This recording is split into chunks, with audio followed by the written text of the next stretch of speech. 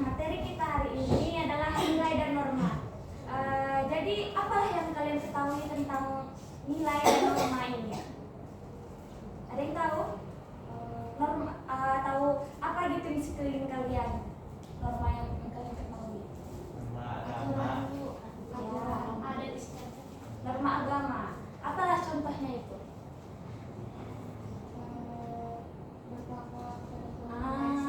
Kayak kalau yang Muslim sholat, beribadah, Kristen juga namakan.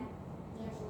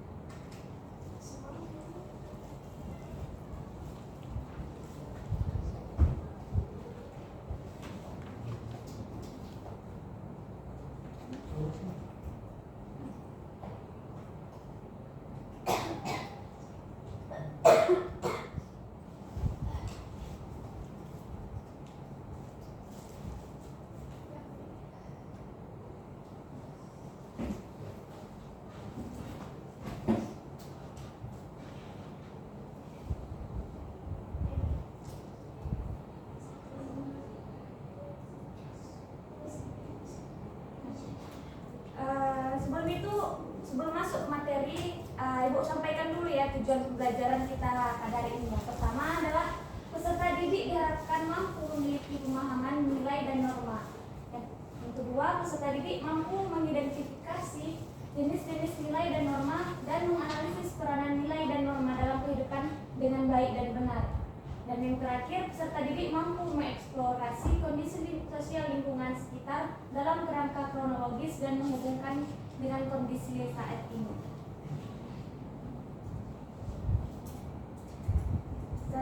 Langsung saja kita ke materi yang pertama, yaitu definisi nilai dan norma. Nah, nilai dapat dilihat sebagai sesuatu yang absolut atau mutlak atau tidak terbatas. Artinya dia bisa terus bertambah nantinya. Hadir dalam diri manusia dan identik dengan perilakunya. Sementara norma merupakan aturan atau cara yang diterapkan masyarakat agar sesuai dengan nilai yang dianut oleh masyarakat setempat. Sebagai contoh, norma berpakaian atau etika berpakaian akan sama dengan tata cara berpakaian. Jadi norma ini ada karena turunnya dari nilai-nilai yang ada dalam masyarakat tersebut, dan norma ini juga bisa terus berubah seiring berjalannya waktu. Selanjutnya, jenis-jenis nilai. Yang pertama adalah nilai material. Nah, nilai material ini adalah segala hal yang bermanfaat bagi jasmani manusia, seperti makanan dan pakaian. Jadi ini seperti manusia yang untuk memenuhi kebutuhan materialnya seperti tadi makanan dan pakaian. Dan yang kedua, nilai vital. Nilai vital ini merupakan segala hal yang bisa digunakan manusia untuk melakukan kegiatan atau aktivitas. Misalnya jaring untuk nelayan, payung ketika musim hujan, dan lain sebagainya. Dan yang terakhir adalah nilai kerohanian. Nah, nilai kerohanian ini adalah segala sesuatu yang bermanfaat bagi rohani manusia, meliputi nilai kebenaran, nilai keindahan, nilai kebaikan, dan nilai religius. Nah, selanjutnya adalah jenis-jenis norma. Yang pertama ada norma agama atau religi. Norma ini memuat aturan yang menata kehidupan manusia yang bersumber dari Tuhan. Seperti tadi yang Ibu bilang pertama tadi, seperti sholat, pokoknya beribadah kepada Tuhan. Dan nilai ini bersumber dari Tuhan. Yang kedua, nilai kesusilaan. Nah, karena ini berasal dari hati nurani yang dipraktikkan secara berulang dan menjadi kebiasaan. Seperti berbohong itu seperti melanggar norma kesusilaan karena dia mengingkari hati nuraninya sendiri. Dan yang ketiga, norma kesopanan. Nah, norma ini adalah aturan yang menjadi panduan tingkah laku seseorang agar sesuai dengan kaidah sopan santun untuk dapat diterima dalam lingkungan masyarakat. Seperti norma kesopanan ini lumrah lah ya bagi kita semua, tahu semua kan, kayak sopan kepada guru, orang tua, dan yang lebih tua lah dari kita. Dan yang terakhir yaitu norma hukum. Nah, norma ini tersusun atas aturan-aturan yang dibuat oleh lembaga-lembaga resmi seperti lembaga pemerintahan suatu negara. Nah, selanjutnya Ibu akan menayangkan video pembelajaran.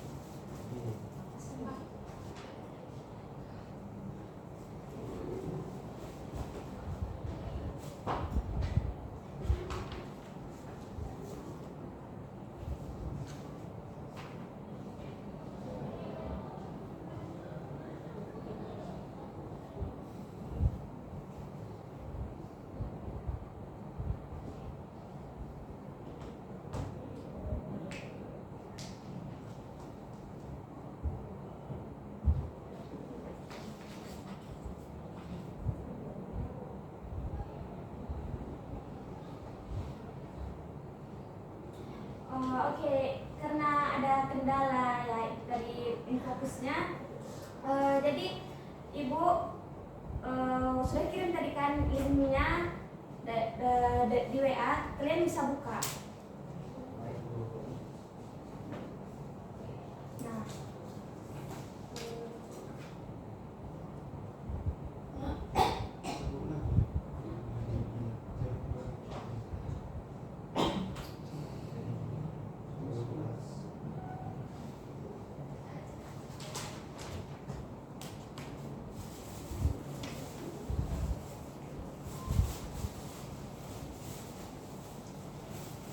Nah, jadi sebenarnya tadi di video itu Ibu ada tugasnya. Jadi ini buka sedikit ya.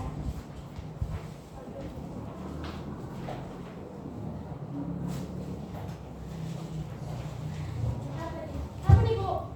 Bentar, Ibu jelaskan dulu. Bisa. Kelompok nih Bu. Iya kelompok. Kan ada.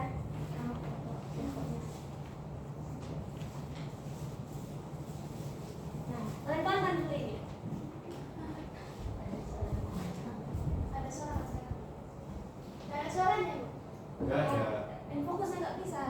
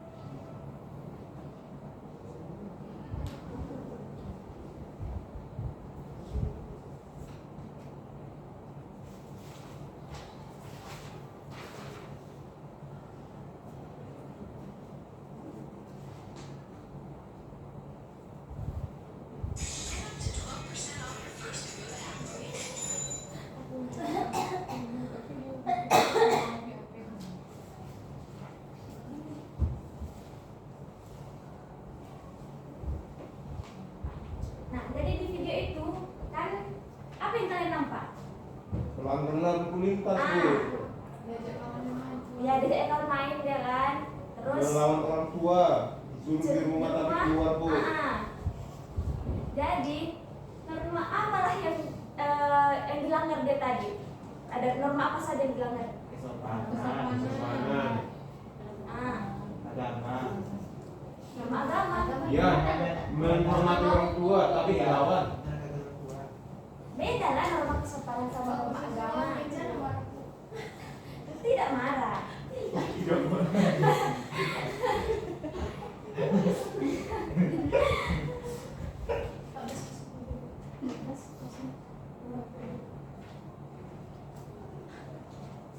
Jadi kan apa tadi norma kesopanan, norma hukum, terus itu aja lah kayaknya. Nah, di LKPD di Bekasi kan ada soalnya kan ada. Nah itu dikerjakan, boleh tulis di belakang ya. Nanti masing-masing kelompok mempresentasikan hasil diskusinya nanti. Ya, Ibu kasih waktu berapa ya? 10 menit aja, nggak boleh lama-lama. Lama nanti kalian pikir nggak siap-siap itu.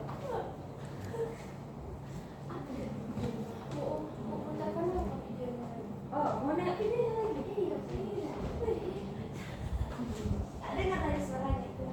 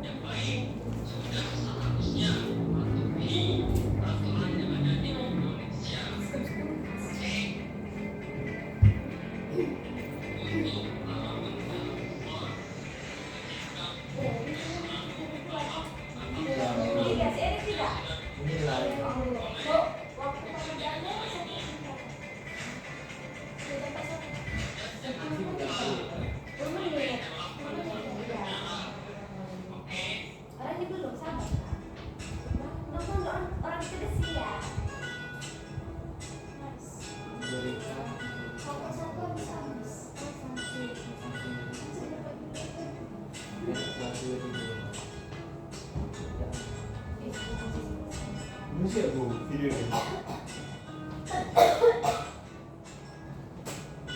Terus fokus.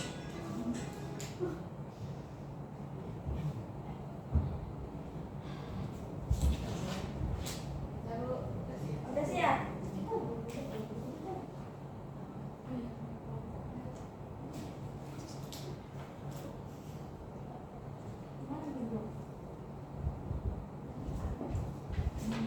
Lalu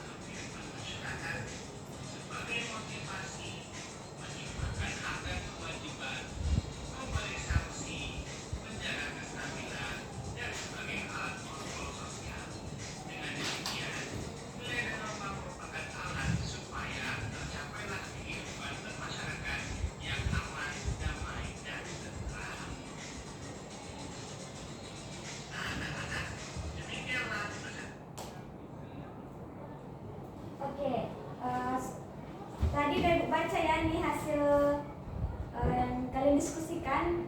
Nah, tadi kan Ibu minta kalian presentasi ke depan. Jadi Ibu mulai dari kelompok dua maju.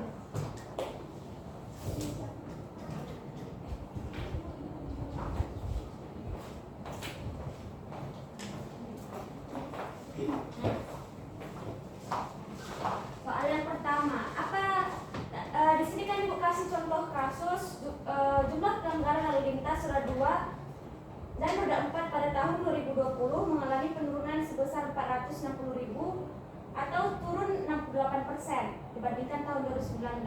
Nah, pelanggaran roda 2 ini di tahun 2020 juga mengalami penurunan dibandingkan 1 tahun sebelumnya.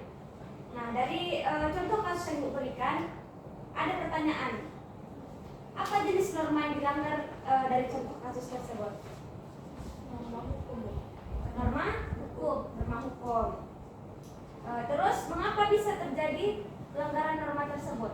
Karena tidak membawa surat-surat karena kan sudah ada ditetapkan peraturan lalu lintas untuk memakai helm ketika berkendara dan juga membawa surat-surat ketika pergi kemana-mana.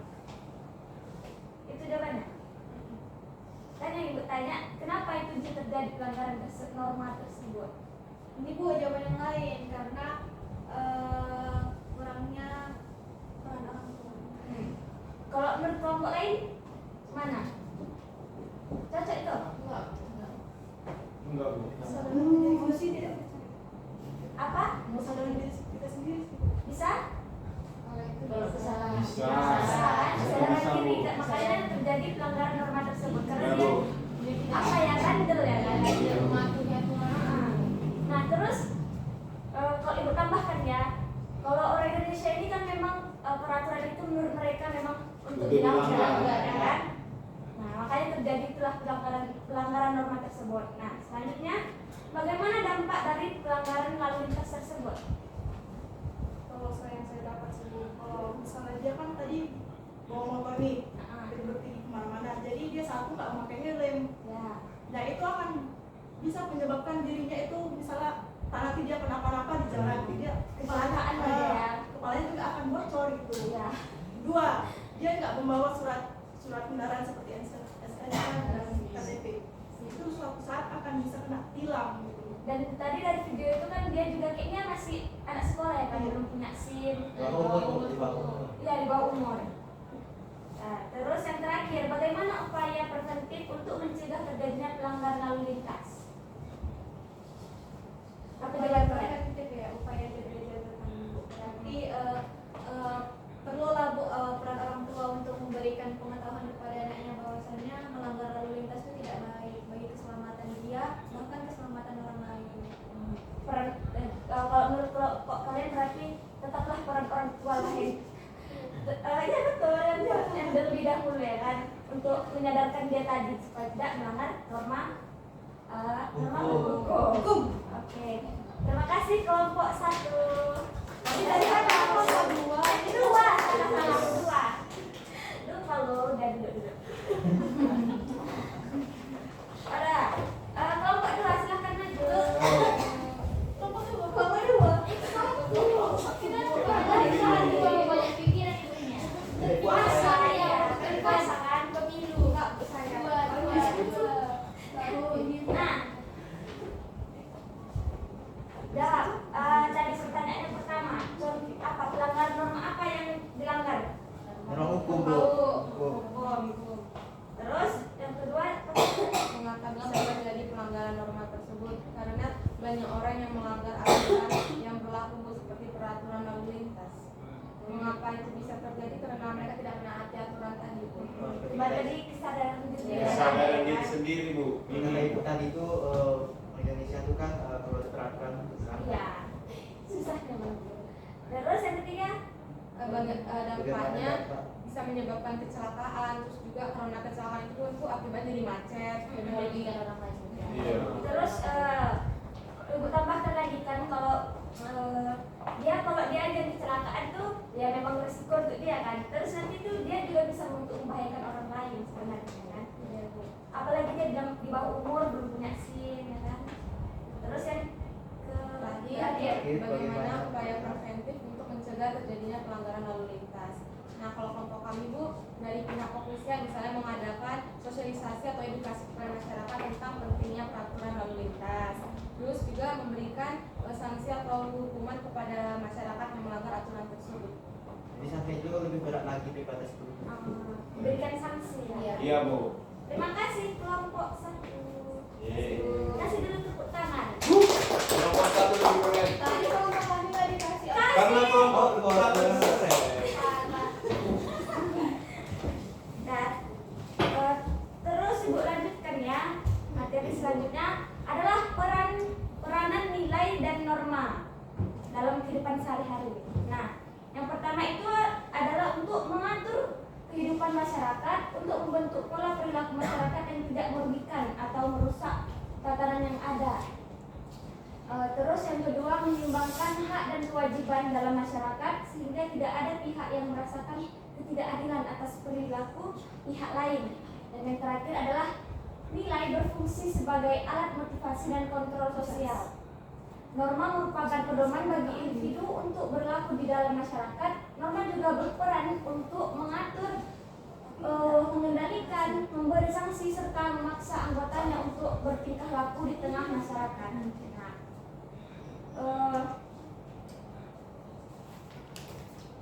Nah, yang terakhir adalah kesimpulan dari materi kita hari ini adalah nilai dapat dilihat sebagai sesuatu yang absolut atau mutlak, melekat pada objek, hadir dalam diri manusia, dan identik dengan perilakunya.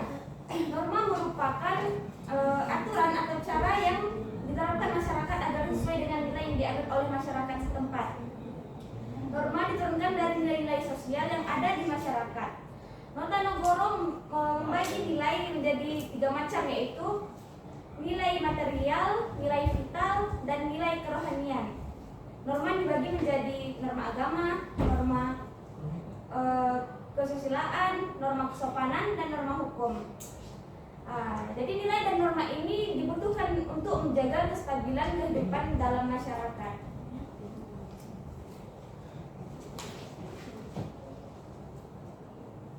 Nah, untuk selanjutnya Ibu ada tugas, tapi ini untuk dikerjakan di rumah, kan? Boleh kalian tulis dulu soalnya atau dipoto juga boleh. Oh iya Bu, foto aja Bu. Ya. Apa? Dijam dulu ya. Oh iya, sudah Bu. Sudah.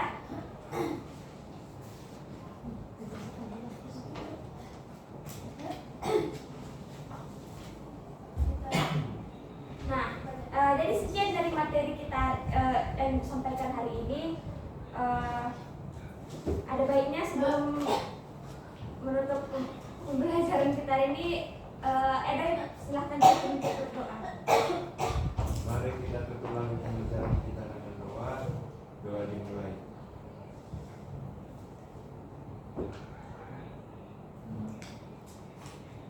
Ini jelas selesai. Terima kasih, selamat. Iya, Pak. Segini aja Bu.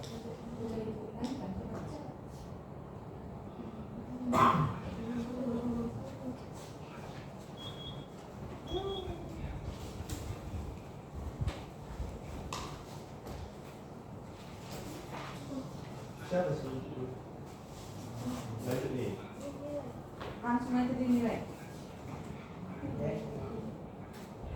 Aku mau cari. Aku mau mesin. Iya. Ada. Ayo siapa?